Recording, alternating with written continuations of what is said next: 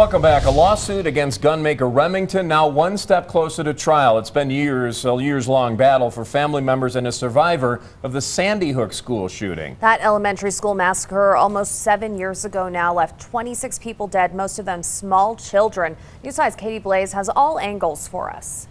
Well, the marketing line for the Bushmaster AR-15 rifle that was used reads, "Consider your man card reissued." The lawsuit is against how the company used that advertisement. Now, last week, the U.S. Supreme Court said it would allow this lawsuit to proceed. This ruling is a win for some, but others think it could be dangerous. December 14th, 2012, a day that America will never forget. For Jane Doherty, it started out like any other day. That is, until she got a phone call from her husband. He had told me that there had been a shooting in Connecticut. And she soon found out it was at her sister's school, Sandy Hook Elementary. We got the tragic, life-changing news that we had lost Mary. Mary was the brave school psychologist that ran towards the shooter in the lobby. She gave her life trying to protect her students that day. 20 children and 6 adults were lost that day. Now, almost 7 years later, family members of the victims and a survivor are seeking justice. It's not about the gun, it's about the marketing and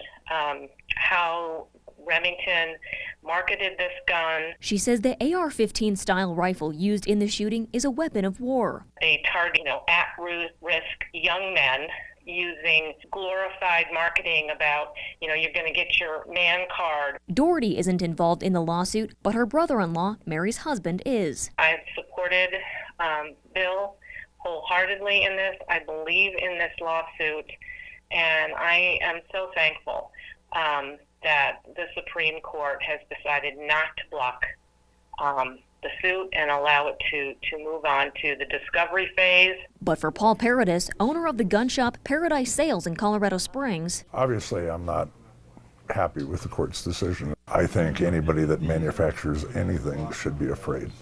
Are we going to go after automobile manufacturers because criminals use it in getaway cars or to run a car into a crowd? So I think this sets a bad precedent. As for the gun industry, it has sent ripples of fear through manufacturers. A huge part of the cost of a gun nowadays is preparing for litigation in the future by companies. So I see that ammunition and firearm manufacturers are going to increase the cost of their products. He tells me part of this suit is that there's a lot of people who simply don't believe in the Second Amendment. They keep chipping it away at our rights.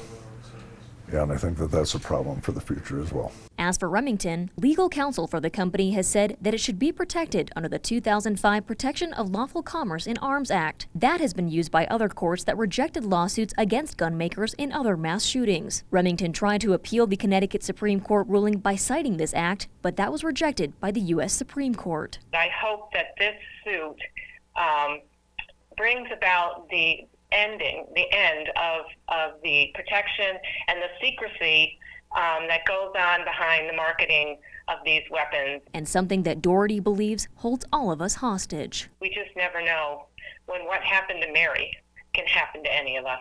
I'm told the next step for the lawsuit is to continue gathering evidence, and after that, take it to trial. We'll keep you updated. Always watching out for you, Southern Colorado. Katie Blaze, News 5.